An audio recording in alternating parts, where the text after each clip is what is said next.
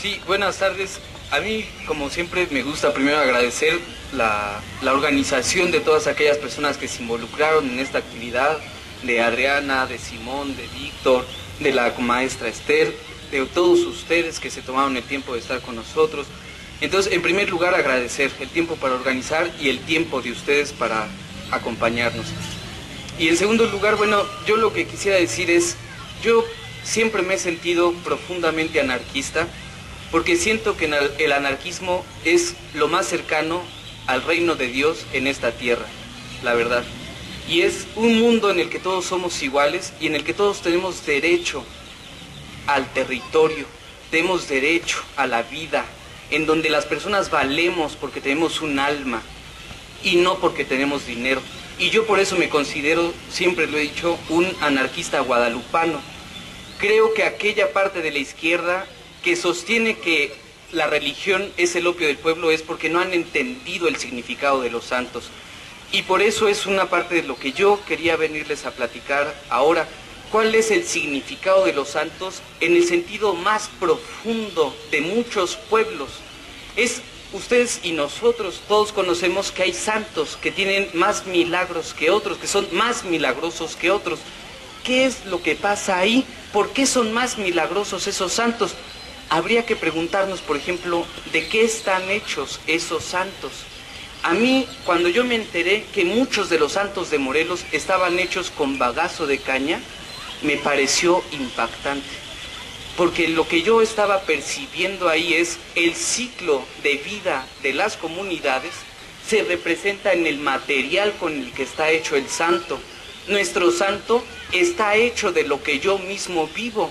Es muy interesante, y eso se los dejo a ustedes de tarea, preguntarse en la zona que no es Cañera de Morelos, como en la zona de la región del Volcán, ¿de qué están hechos los santos más importantes? Es muy interesante y tiene que ver con la historia de los años 40 de este estado. Es muy interesante preguntárselo incluso el día de hoy, porque tiene que ver con la entrada de los marihuaneros a la región. Entonces, yo les digo, hay que preguntarse ese tipo de cosas. Los santos son muchísimo más que una simple imagen. Y el día que yo más lo verifiqué, cuando yo lo sentí en carne viva, yo soy del municipio de Cuautla, cuando fuimos a acompañar a los compañeros de Tetelpa que estaban luchando contra Casas Geo, porque Casas Geo quería construir 20,000 casas en el Cerro de la Tortuga, que es el cerro que está frente al Cerro de la Víbora, y que si ustedes han ido al Cerro de la Tortuga, en la cúspide, en la cima con C del Cerro de la Tortuga, hay ruinas prehispánicas. Bueno, el pueblo de Tetelpa ahí se estaba manifestando para que no se permitiera la construcción de esas casas geo. ¿Qué era lo que yo quería comentarles hoy? Yo recuerdo uno de los momentos más importantes cuando llegó uno de los grupos de choque más importantes de este estado, que se llama Nuevo Grupo Sindical, que llegaron a intentar golpear a los compañeros en la mañana, a desalojarlos del plantón. Y recuerdo que una de las doñas, cuando llegó al plantón, lo primero que dijo es: traigan a San Esteban, porque estas tierras le pertenecen a San Esteban. Y efectivamente, ese lugar en donde querían hacer casas geo era territorio comunal que el pueblo de Tetelpa, de San Esteban Tetelpa, le había donado a la parroquia, a la parroquia del pueblo, para que con la producción que se generaba ahí se pudieran sacar un poquito de recursos para las fiestas del santo. Por eso la gente, el día que el grupo de golpeadores del Nuevo Grupo Sindical llegó a querer golpear a la gente, se estaba pidiendo que el santo llegara ahí a defender su territorio. Los santos no solamente simbolizan una forma del sistema de creencias que nos ayuda a nosotros mantenernos de pie y seguir contentos y con esperanza, también simboliza nuestra relación con la tierra, con nuestros ciclos productivos, pero sobre todo también simbolizan un territorio. Y yo creo que eso es lo más importante que hay que retomar cuando nosotros hablamos de los santos. No solamente que es real ese sentido opresivo que se le han hecho muchos curas a los santos, que nos han limitado nuestras potencialidades diciéndonos qué es lo que podemos y no podemos hacer, sino también expresan un sentido muy profundo de la vida cultural de nosotros. Significan nuestro territorio y nuestros ciclos de vida. Eso yo creo que es algo que nunca se nos puede olvidar. El santo no es solamente una imagen que nos llegó del exterior. El santo es una imagen que nosotros nos reencontramos en ella. Nos reencontramos y nos reinventamos constantemente. El propio Jesús decía en los 4 evangelios que narran su vida, el propio Jesús constantemente decía, hay que ser como los buenos escribanos que eliminan lo peor de la tradición y se quedan con lo mejor de la tradición. Eso es lo más importante para mí de todo el sistema de creencias que nos ofrece la religión católica y el sistema de creencias de los santos. La posibilidad de inventarnos y de reinventarnos a nosotros mismos a partir de lo que nosotros creemos, de nuestra relación con algo más allá de lo terrenal. Yo le tengo un profundo respeto a lo divino, porque creo que es uno de los mejores espacios para profanar los espacios del poder, sinceramente. Pero por otro lado, también nos dimos nosotros nos empezamos a involucrar con todas estas historias, porque estamos intentando hacer un ejercicio de rescate de la historia de esta región a la que hoy llamamos Morelos, el estado de Morelos. Empezamos a publicar algunas cosas y fue en ese momento en que nos encontramos con muchos amigos, con muchas amigas, y que la verdad algo que yo que no he descubierto, sino es como el descubrimiento que hizo Cristóbal Colón, que encontró algo o descubrió algo que ya conocían millones de personas. Entonces, bueno, yo descubrí que en el estado de Morelos había miles de personas que estaban haciendo una reflexión diaria y constante por preguntarse qué es lo que significa nuestra historia, nuestro presente, nuestras luchas, nuestros sueños, nuestras esperanzas.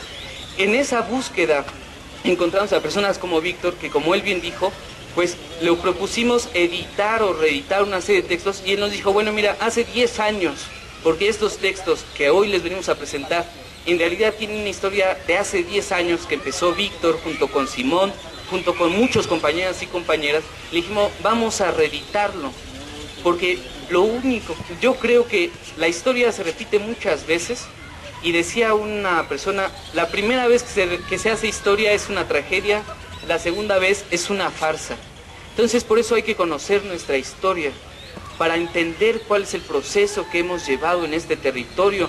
Lo que hoy vivimos, por ejemplo, tiene mucho que ver con lo que se vivió en los años 30, en los 40, evidentemente en los 60. Nosotros somos de Cuautla, nosotros nos llegó muchísimo después el proceso de industrialización. Ustedes fueron los primeros después de Ciudad Sagún que tuvieron una ciudad industrial. Era pionero el municipio de Jiutepec en la creación de las ciudades industriales. ¿Por qué se planteó ese proyecto nacional?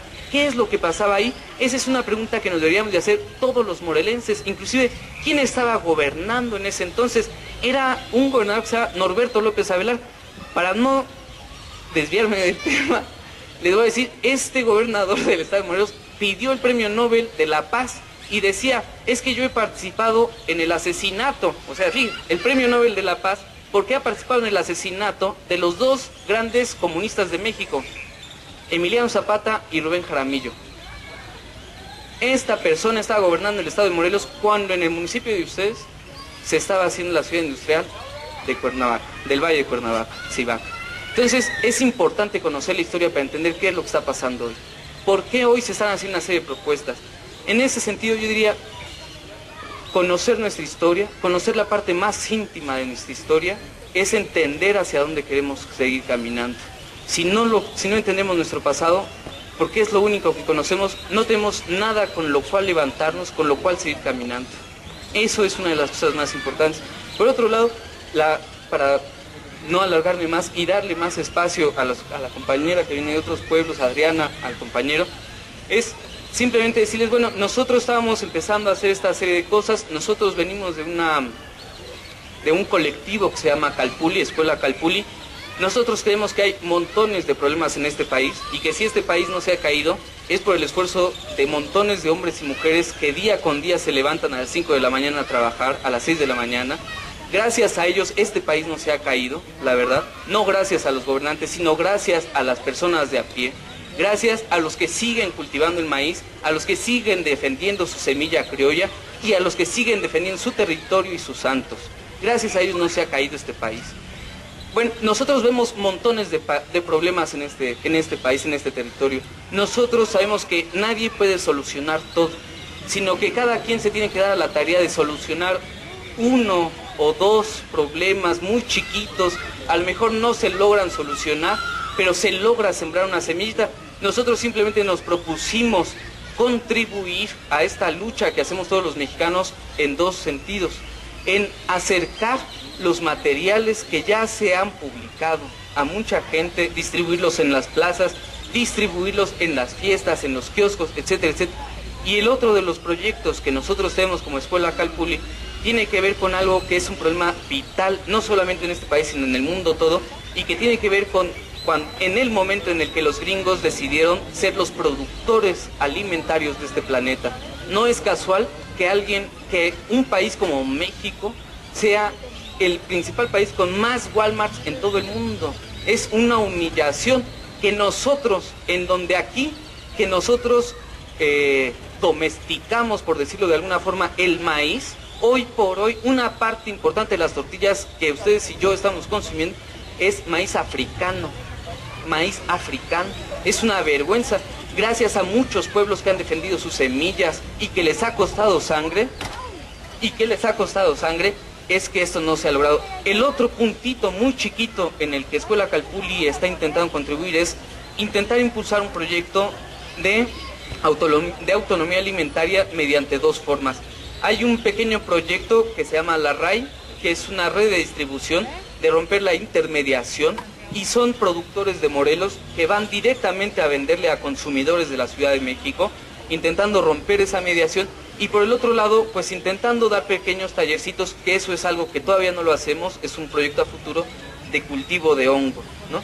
Entonces, es decir, producir hongo, por ejemplo, es una cosa rete facilita, que ustedes podrían bajar manuales en internet incluso, y en sus alacenas hacer una producción de hongo, que el hongo es casi igual que el pulque, es como carne, es de las cosas más nutritivas, la verdad, que hay en la vida.